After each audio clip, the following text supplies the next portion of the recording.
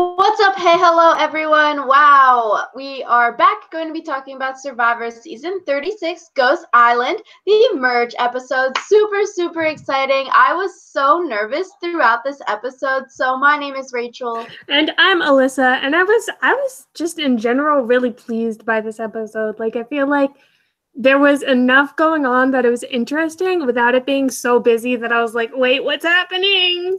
And I feel like now that we only have one tribe, it's going to be really interesting because the people who get screen time are the people who we're going to who we know are probably getting far in this game. So I'm really excited because now we're not going to have to be like, oh, is this person getting screen time because their tribe is going to tribal or because they're actually important? So I'm excited. Yeah, I really like the episode. I don't know. Yeah, like I said, I was very nervous throughout. I was just like shaking, and I messaged it's like a group chat on Facebook, and it's called Rachel Talks to Herself About Survivor, but someone else in the group chat was actually watching, and I was like, someone is going to be idled out this episode, like 100%. There's no way. And then it freaking happens, and I feel like I don't know. I feel like if we didn't see a lot from a person this episode, it's probably not a good sign for their longevity in the game so far. Because merge episode, it's such a pivotal episode. I feel like if you don't get like at least a little bit of screen time, like I don't know. I feel like with this episode also we saw a lot from a lot of different people, but just in general, if you didn't get a lot of screen time, I feel like it's not that good for you lasting in the game. Yeah, I'm trying to think of who all did or didn't get screen time this episode, because I know that obviously Dominic and Chris both got screen time. Wendell got a lot. Let's see, who else talked? Michael talked a lot. Kellen talked at the beginning of the episode about how excited she was. It was the merge. Desiree talked about some stuff. Who else talked? Yeah, like Kellen definitely. She got the first confessional of the merge episode, and then Michael gets a thing about being 18, making it to the merge, and then Kellen gets another confessional within the first 5 minutes of the episode. So I was like, shit. Like Kellen, Michael, definitely, like we've been saying, two people to watch out for in the upcoming season. I feel like we've been seeing a lot of Kellen, considering she has not really been, I don't know, she has been going to tribal and stuff, but she has never been on the hot seat or anything like that. So I feel like it could be good or bad for Kellen. I feel like a lot of people are rooting for her, but then, you know, it could be like the thing with editing. It's like, when someone starts to pick up screen time, then they get voted out. But I feel like Kellen is in the right side of the numbers, especially we see this episode, like the Navidi girls sort of want to still do a pagonging, which is sort of annoying, but yeah, I think they got some good showing. I feel like everyone pretty much this episode, maybe Sebastian, he just talked at Tribal Council for a little bit. Jenna sort of got a little bit of screen time when her and Libby are talking with Dominic, but and maybe Donathan too, only got a little bit with the scenes with him and Laurel. But I don't know, I feel like everyone talked at least once. Maybe Angela needs more, but yeah, I was gonna say I don't think Angela talked. They showed her at Tribal when they were talking about Chris, but it wasn't like her speaking. It was just her being like, "Yeah, Chris speaks the truth." So yeah, and with Angela, she's there for a lot of the stuff that's happening. Same with Chelsea. I feel like they're in the loop. So we see Angela and Chelsea with Kellen and Desiree at the well talking about their plans and stuff. But I feel like if you don't have okay, yes. If you don't have your plans told, then you can't really. Yeah, and I feel like it's one of those things too where it's not enough just to be there and be present, because there are a lot of people who are present for big moves, but then if you don't if your voice isn't actively being heard, then that's not a good thing for you, because you think about it with Game Changers, where Tarzan was there for all of the big moves that they were playing throughout the season, but when he got to Final Tribal Council, he never had that one thing where he could say oh, this plan was put into action because of me. So I feel just seeing them on the screen isn't enough. You get some like second person visibility, but I feel like definitely looking at like who has confessionals is more important than like who's just there. No, yeah, I definitely think like you need to have, especially at the merge, it's such a pivotal episode. This sort of sets the like game up for the rest of the season, and I think it'd be really interesting. There's a lot of statistics about like if you aren't on the right side of the numbers at the merge, it's like really hard for you to win the game at the end because you aren't on the right side of the numbers. So I think that'd be a really, really interesting video for us to talk about on hiatus. Because it is a thing. Like if you aren't on the right side of the numbers at the merge, then you are sort of like screwed come final tribal council time. And I think, yeah, Dom and Chris got a lot of screen time this episode. It was sort of funny with their whole fighting scenes. It was like amusing, I guess, but then it was also sort of like, oh, annoying because they were calling each other losers and annoying and stuff. And I was like, are we in middle school still? Like, why is this happening? Yeah, I think for me, one of the things about Dom and Chris is that they don't really have a reason to have beef except for that one conversation they had, and I feel like they both blew it so far out of proportion. I'm just like,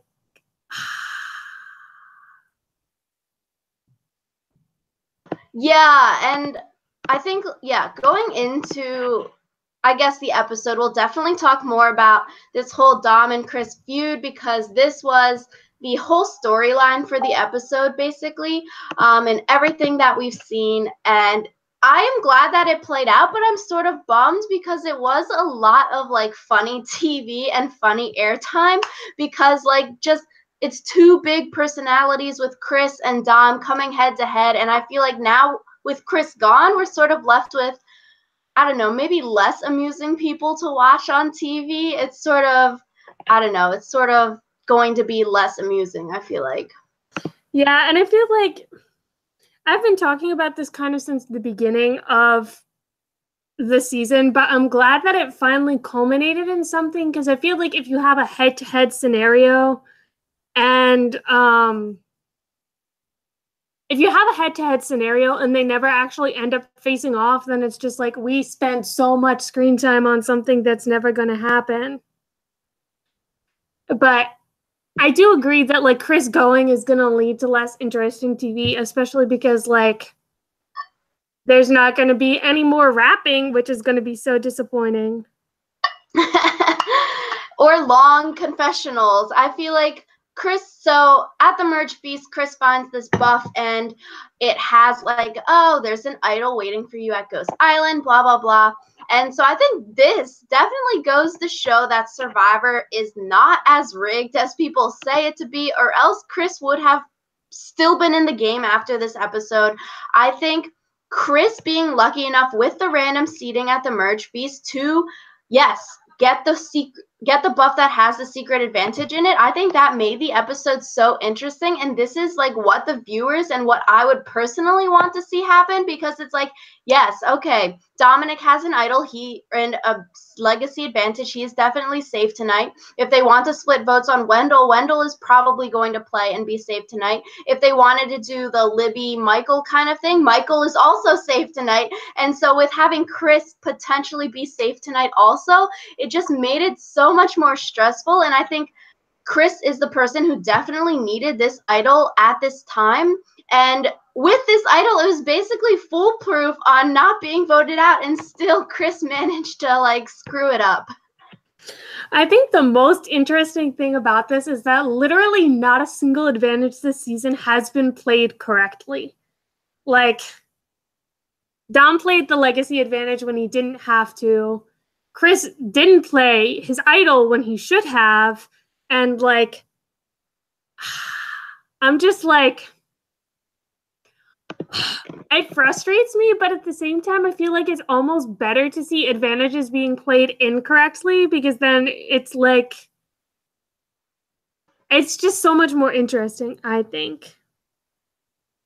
Yeah, and I think it definitely goes to show like when someone does play an idol advantage, whatever, correctly, it does take a lot of like gut and intuition to like play it correctly and get someone else voted out. And I think a lot of viewers are like, oh, they're so dumb, they didn't play it correctly, or like, why would you not play XYZ? But it's sort of like you never know.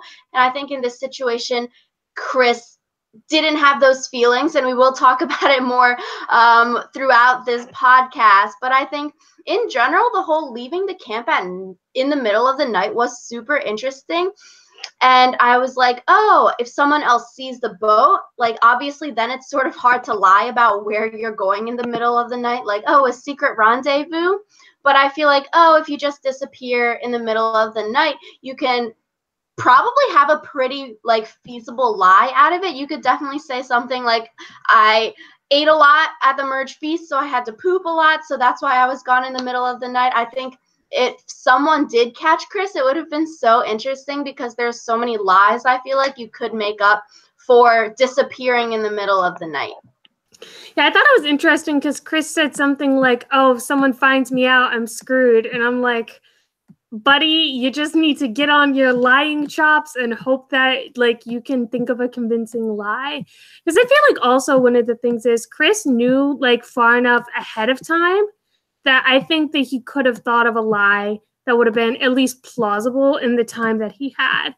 Because it's like he learns like around afternoonish that he's going to be leaving at nightfall. So it's like that's at least a solid couple of hours that you can use to like think of a good lie. And then like the next morning, I thought it was interesting because like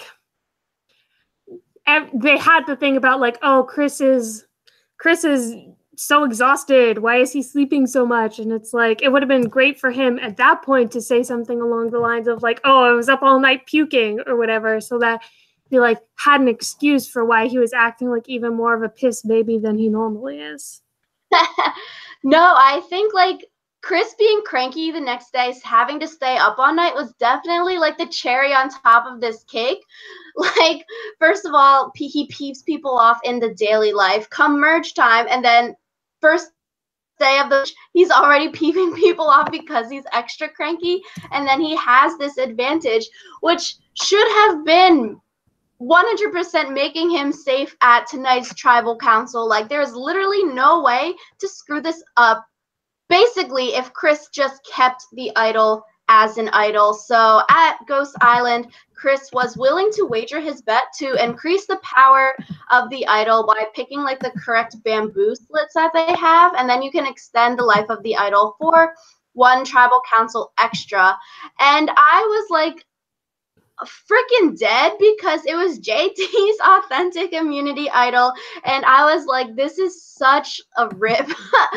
First, like, JT gets Malcolm voted out, and then JT gets voted out with the idol. Like, this dude is not catching any slack, and then now Chris gets voted out with this idol too. I was like, God damn, JT must be like so bummed out now. JT is like uber cursed, and I'm still trying to figure out how he won Tocantins because it seems like, it's like he done goofed. He done goofed real bad. I also just thought it was interesting, like, Chris knows he's in danger at that tribal council, so I don't understand why you would try to extend the life of your immunity idol when you know there's a very good chance that you're going to need to use it that night, especially if extending the life of your idol comes with losing your vote, because he's like, oh, I'm not going to have a vote tonight, and yet he's trying to rally all these people. I'm like... No, that's what I'm okay. Like, willing to wager your bet, but it's the freaking merge episode when you don't know where tribal lines are. You don't know who is voting with who. 13 people. That is a lot of people. So things can happen. So many things can change, and then like, why? I really don't understand, really. I think, the merge episode is one of the biggest votes of the season, and you can't be on the wrong side of things. So why risk your vote at such a pivotal tribal council, especially when you know you might be on the hot seat? So, like, I would be interested in knowing with the bamboo slots, like how many had the extra votes, like extra time for the idol versus how many said no vote. If it was like 5-5, maybe the odds would be in your favor. But if it was like 3-7 for extending the life of your idol, like that is not worth it to risk getting an extra tribal council for the vote. So I think Chris, he does get an extra tribal council, so he can use it at 2 tribals. And so, yes, you can use it at this tribal or the next one. But I was like, why? I guess we'll talk about it at tribal council also. But like, why not use the idol at this tribal council? Like, I feel like Dominic played the legacy advantage correctly, but even though he didn't get any votes. But it's like, if you have something, why not play it this time? Because you don't know if you will be around next time to play it next week or play it at 6 people left. So like, Chris, and yes. Yeah, Chris just, as for like the bamboo things, I thought there were 5 pairs and you had to pick one from each pair to like extend the life of the idol, because you saw, if you like look at a still shot of the bamboo things, like they have different amounts of lines painted on them. So I think it's like pick one from the 1-line bamboos and then pick one from the 2-line bamboos, etc., etc. So okay, yeah, so I think like that would be super interesting, like learning about the wagers of that. And so I feel like with this, Chris took, I feel like in this pivotal vote, he should have listened to Kellen when she didn't take the risk the first time. Like, it's just too much up in the air with this vote. So I feel like if he did not risk his vote and he only had the idol for this one time, I was like, shit, he would have been safe this episode. He would have still been here. We would have still had great TV to watch. But alas, we will continue to talk about it because Chris finds the idol and then it keeps going downhill from here. So Wendell and Chris and Dominic have a talk, and I think certain people did well in this conversation, certain people did not. I think with this entire episode, it's like, let's vote either Chris or Dom, because yes, it is, or like Wendell and Dominic are like, okay, let's talk to Chris, let's mediate this so we can have an easy first boot and just vote someone out from like, oh, the original Malolo tribe, and we can fight each other later. But Chris, I feel like he handled this poorly, and he's like, no, I'm not going to want to pick and vote any of them out, even though Wendell gives him 3 options of people to vote out. And I feel like Dominic handled it better. He was like willing to put his differences aside to get one of the Malolos out. But like, if Chris is being so steadfast in his ways, Dominic can't really like be like, okay, let's vote one of the Malolos when Chris is after him. So I feel like that also cemented Chris's fate. Yeah, I feel like one of the things is with Chris, like he was so wishy-washy. Like they were like, okay, would you vote for any of those 3 people? And he was like, I can't say yes to anyone. And it's like, boy, like if you're going to like be in that situation where like if someone tells you, would you vote for any of these people? Your answer should always be yes. Even if you're not telling the truth, your answer should be yes. Like, I was just frustrated by that because it seems like he lacks so much game sense. Like, come on, Chris. Yeah. And I think Libby made a really good point this episode. Like, why keep someone like Dom, who you know can lie straight to your face and go along with things and be lying to you and be manipulative, whereas Chris is more straightforward and that kind of thing. But then it also goes to show, like, if everyone is going to vote out Chris, you need to go with the flow and vote out Chris, because like, you don't want to be the person ostracizing everyone and then vote flips on you and now you're going home. So, but yeah, I feel like, Chris, why would you just not lie and then try to vote him out? You think, or you know, he has a fake idol, real idol. The only way to vote someone out with a fake or real idol is to blindside them. And people have said that this episode. Like, Dominic even if Chris thinks he has a real one, a fake one, whatever, Dominic would probably be playing it this episode because he knows the heat is on him. Whereas Chris has all of these advantages, but like doesn't do anything with them. It doesn't make much sense. Yeah, it's especially like frustrating just because it's like, if you have an advantage, you should use it. And I think what Dominic did was really smart because he had the legacy advantage and then also an idol. And I think what he did by playing the legacy advantage was super smart because everyone still thinks that his fake idol is a real idol because he didn't play it. And I feel like that was a really good thing for Dominic to do. And I think also just like everyone who's able to keep the fact that they have an idol a secret, like good for you, because these people are not very good at that.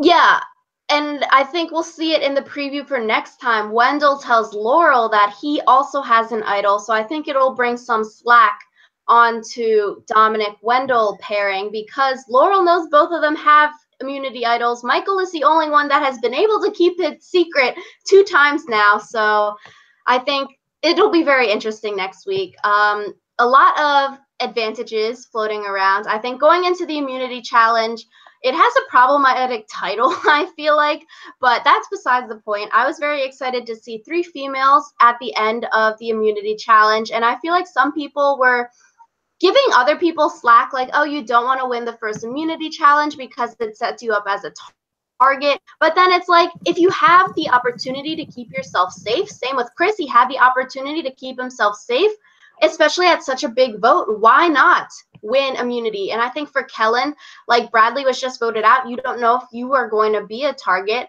So it's like, if you win the first one, sure, but if you go on to win the second, third, fourth immunity streak, then I think it's a bad look for you. Yeah, I was going to say, I feel like definitely it's only when you have like an immunity streak that people start to be suspicious. And I feel like it's one of those things where someone like Kellen, like, no offense to Kellen, but she's never going to like go on an immunity run just because I feel like one of the interesting things actually that I was talking with about one of my friends at school who also watches Survivor is that it's been a really long time since there has been a female winner of the Merge Immunity Challenge when there wasn't like a male-female split, because there are, I wouldn't say a lot of times, but there are definitely cases where they like have like 2 different, they have everyone competing in the same challenge, but like the guys get an immunity necklace and then the girls get an immunity necklace, and then there's one person who's safe from each, blah, blah, blah, blah, blah. And I think it's really interesting also because Chris was talking earlier in the episode about like, oh, the big, strong guys like me are the ones who are going to like be targeted because we're the ones who are most likely to go on an immunity run. And I always like, that logic always kind of confused me just because you see a lot of big, strong guys in Survivor history who never actually win one individual immunity. And like my favorite example of this is to say that Stephen Fishbach won more individual immunities than James Clement did. And it's like James is this huge, like burly, beefy gravedigger guy, and Stephen Fishbach is literally like a fish. He's a twig fish. And it's like, immunity challenges, I feel like it's one of those things where we definitely see in like the tribal immunity challenges where it's like the puzzle is the great equalizer. And I feel like in some ways the balance beam is the great equalizer of the individual immunity challenges, especially because like balance is a really interesting subject to talk about. I feel like earlier I've talked about how like balance beams are interesting because women have lower centers of gravity than men. So it's like naturally women are going to be able to balance better on balance beams because our centers of gravity are lower. And so it's like easier to balance and stuff like that. So I wasn't surprised actually that the girls were the ones who were able to hold on longer, just because it's literally easier to balance when you have a lower center of gravity. That's like how balance works. And I did not do very well in physics. Rachel knows this, but like that's the one thing from physics that I remember. Like you want to lower your center of gravity in order to be able to balance something better. But I think also one of the things with this type of immunity challenge is I was real disappointed that like no one fell off like or no one failed to make the transition because like there was one of those Jeff was like, oh, Wendell, you have like 10 more seconds to get to the edge of the balance beam. And I was like, yes, I want Wendell to lose because he can't get there on time. And it's like, he kind of did lose because he wasn't able to like shuffle along as quickly. And that resulted in him losing his balance when he tried to go too quickly. But like, I don't know. I always hope that someone's going to fall off in one of those transitions or someone's not going to be able to make the transition. So yeah, I was really glad that Kellen won, especially because like everyone seemed to be happy that she won, and I was like, yes, that's my girl. No, yeah, I think Kellen had a really good episode like this week, especially for not being super in the forefront of this vote. Like we didn't see too much of her, and it was more like a Dom Chris feud kind of thing. So I don't know. I feel like it's weird. I feel like she either goes home soon or she could win the game. And same with Wendell, which makes me sort of nervous because like I really like Kellen, Wendell, and Michael who are still left in the game. And I don't know. I think good for her winning the first immunity challenge. She has definitely gotten a lot of good airtime. And yeah, I don't know. I don't think this will bring too much of a target onto her back right now. Yeah, I think that Kellen is just one of those people that's like really likable, and people don't realize that she's a threat just because she is so likable. And I feel like it's going to be a problem for her later in the season when people are like, oh, she's a jury threat. But I feel like for now, she'll be okay. Yeah, like, I don't know. I feel like she's sort of cute and quirky. Like, she says a lot of, like, cute, quirky, weird kind of things. Like, oh, boom, mic drop, or, like, now it's time to, like, slit people's throats kind of thing. I don't know. I feel like she sort of looks like old Taylor Swift, or she sort of looks like your sister, Alyssa. I'm not sure if I agree with either of those, but I don't know. That's what I think when I see of her. But yes. So, after the immunity challenge, everyone goes to the water well under Chris's command.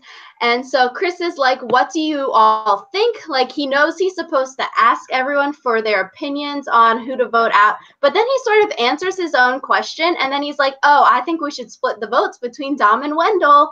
And that's what I feel like another maybe strike mark against him. He doesn't really ask for these other people's opinions, and maybe it's just the edit where we don't see him actually listening to other people. But it seems like a lot of this stuff, it's more like Chris asking what other people want and then just sort of forcing what he wants down their throat. Yeah. I feel like one of the things is, too, I give props to literally everyone who was able to walk to that well straight-faced, just because I feel like, to me, that would be one of those things where I'd be like, are we actually doing this? Like, are we in 5th grade? Because I feel like it's one of those things where it's like, you're not being subtle. Like, he obviously, like, Wendell and Dominic are not stupid. They know that you're going to be plotting against them. And it's like, it feels like you can't sit with us moment. And I'm just like, ugh. Yeah, it reminded me a lot of like old school Survivor. I feel like when a lot of old school players would be like, okay, let's try, everyone besides the people we want to vote out are going to talk. And I feel like this doesn't really work when you have 11 people standing around a well being like, let's consensus on one person. And I think splitting the votes between Dom and Wendell was a super spicy idea. It made a lot of sense.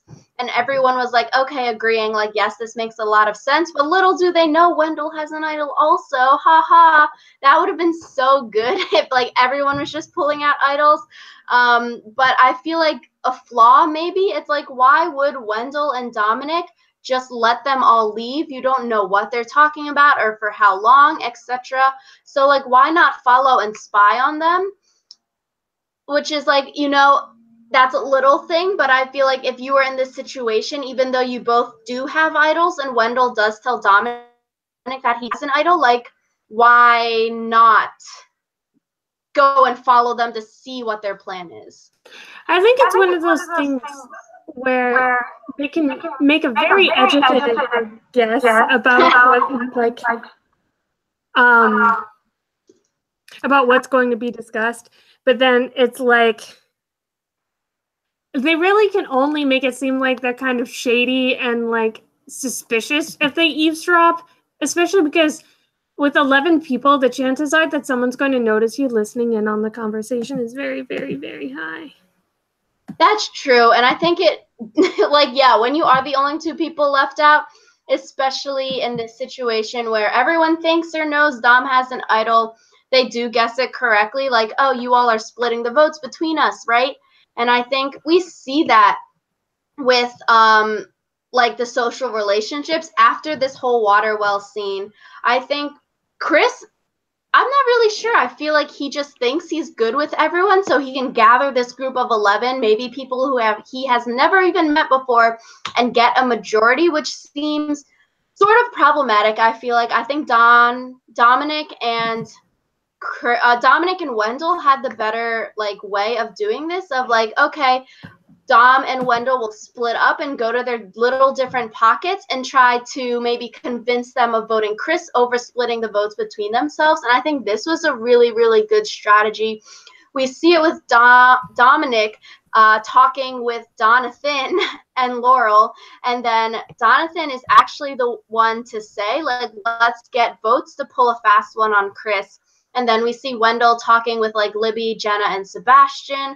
And I think, I don't know, in this kind of vote, so many people, and you know the tides are going to either Dominic or Chris. Like, everyone just needs to pick a side, and it's not really battle lines are drawn this episode, I feel. So I feel like next week a lot of things can change. Yeah, I feel like it's one of those things where now that like the opposing general has been taken out in Chris, like there's no strong rivalry except for the Navidi Malolo lines. And I feel like people definitely aren't going to be holding as tight to those, especially because like they kind of set a precedent for like, oh, it's okay to vote for someone on your own tribe, especially if they pose a threat to your game. So yeah, that's what I'm hoping. Because we see the 4 Navidi girls also at the well, and they sort of just want to pagong all of the Malolos, and I'm sort of like, that's an SMH. I really don't want to see that happen on TV. So they would want to vote Libby out because Michael is too obvious, but that would have been a sick idol play. And I think it's interesting in this vote as well because certain people know that Dominic has a real idol. So Laurel knows Dom has a real idol. So it's like Laurel would not vote for Dom, I feel like, in any sense, because you would be afraid that you might get voted out because he will probably play an idol. So certain things like that made this vote super interesting. And I think it's interesting. Desiree and Angela voted Libby at Tribal Council. So I guess I would want to know from them if, like, did they vote Libby just in case Chris and Dom both play an idol, that, like, they wanted someone to go home and not have, like, a big recast vote. So someone has 2 votes on them. If Chris and Dom do play an idol, Libby is going home. Or were they really just wanting to vote with Chris? Like, we didn't see that from the episode, I feel like. I think we saw them kind of going about like, oh, if all 4 of us vote for someone, then like we can get out one of the old Malolos and it'll be great. But I feel like it might just be one of those things where they're behind the curve or they're too stubborn to change their vote to like sit with the majority. Yeah, because it doesn't seem like Kellen would leave Desiree especially out of the vote. So I feel like, okay, this could be a good backup plan. Like, if it was a legit backup plan, that's a really good idea. But if Desiree and Angela were, like, legitimately left out of the vote and they thought maybe Libby was going home, then I feel like it's a little problematic. And I feel like, yeah, it'd be a little problematic because then now these 2 are left out of the vote because they were voting in Chris's way or, like, with Chris or something like that.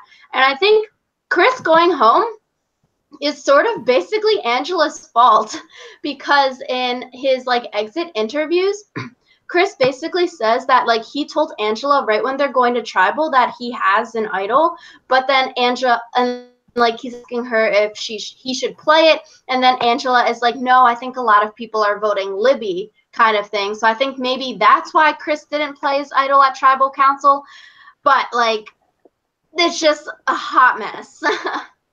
Yeah, and I feel like it's also one of those things where like you should play. If Chris can make it past the merge vote, if Chris had come out on top in the Chris versus Dom situation, then like he would have been fine and would have been able to get through like at least 1 or 2 more votes before he was a consideration again. I feel like it was definitely the wrong choice for Chris not to play his idol. So I feel like even if someone told him like, oh, don't play it tonight, like you should still do it. Especially when that person is freaking Angela. Like, what the hell?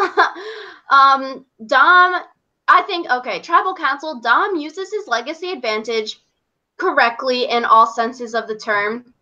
Even though, yes, he did not get any votes, I feel like you never know. And I think because he did play it, especially with 13 people and the advantage has such limited time usages, like you need to play it when you have it at 13 because you don't know if you will make it to 6 and then you basically wasted it. So I feel like Dom played this correctly even though he didn't get any votes.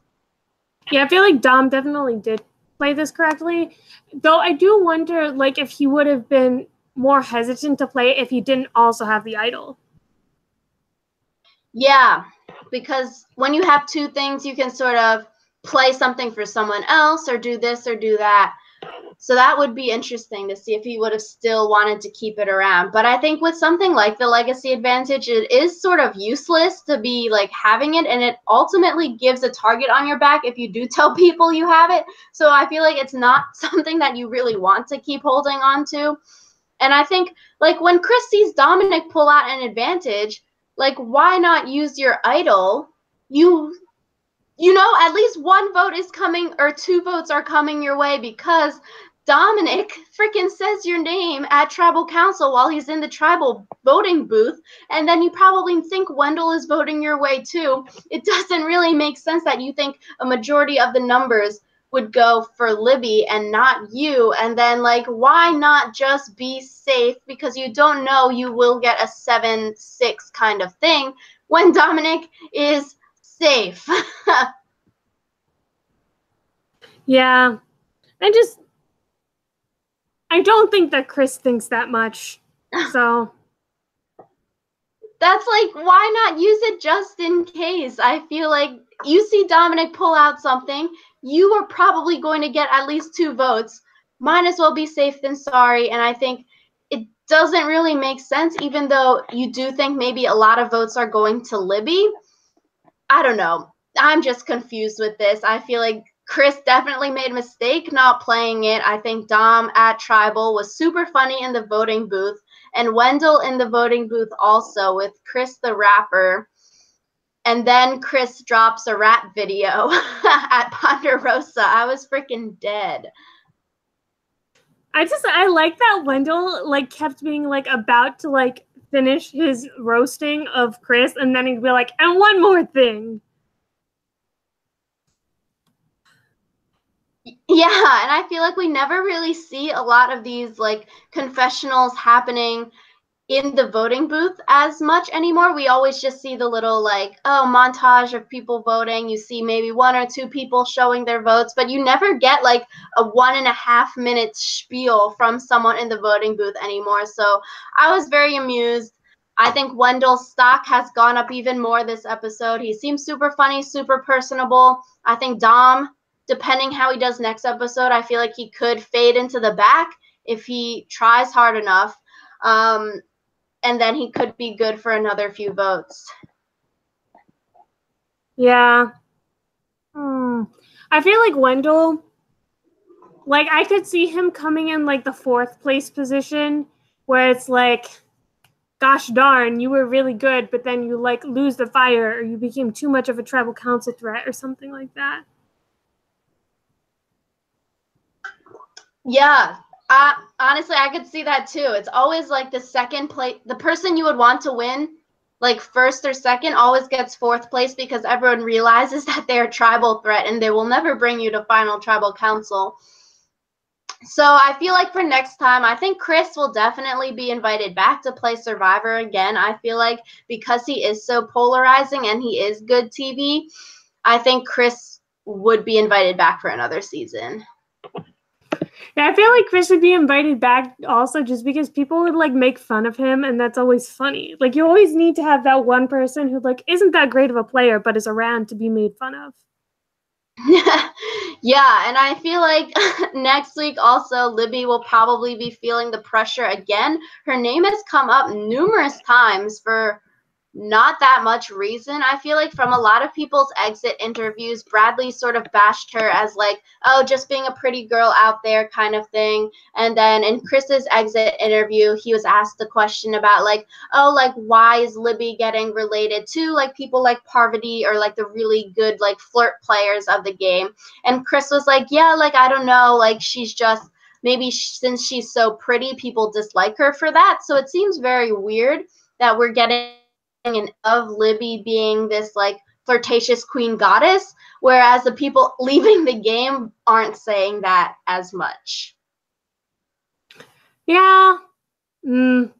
I would like to see more of Libby because I feel like everything that we hear about Libby is all like secondhand, and it's like I would like to hear what Libby has to say about Libby and see whether or not she's worthy of the title of the next Parvati. So yeah, I really hope it's not going to be a pagonging next week. I think an idol clash would be interesting. Like we saw Laurel knows Wendell and Dom both have idols, so that is hella too powerful. But then I also think Laurel can probably work really well with Dom and Wendell and have that relationship that if she were in trouble, they would be willing to give her one of the hidden immunity idols. So I feel like next week wouldn't really be the time to have this big idol clash between two really strong players in the game. Maybe flush the idol, but if you're working with them, just keep it in the back of your mind, I feel like, until a few votes down the line when you do have a solid majority. I feel like next week would be too early for a Wendell, Dom, both playing their idol kind of thing. I feel like also one of the things is I worry that if I were to go on Survivor, then I would accidentally forget a critical piece of information like this. Like someone would tell me like, oh yeah, I have an idol. And I'd be like, okay, cool. And then like a week later, I'd be like, wait, there's something I need to remember. Yikes. I think that would be a valid point. You have short-term memory loss and you just forget things.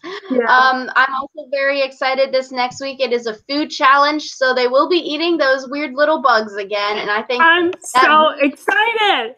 Right, that really brings it back to Survivor's roots. I feel like whenever someone, and I mention Survivor to people, I'm like, oh, do you watch? They're like, no.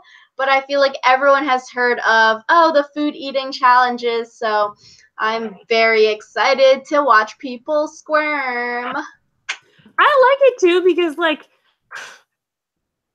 it's one of those things where you can't explain why it's so satisfying, but watching someone nearly puke is just great television. Oh, God. That's gross.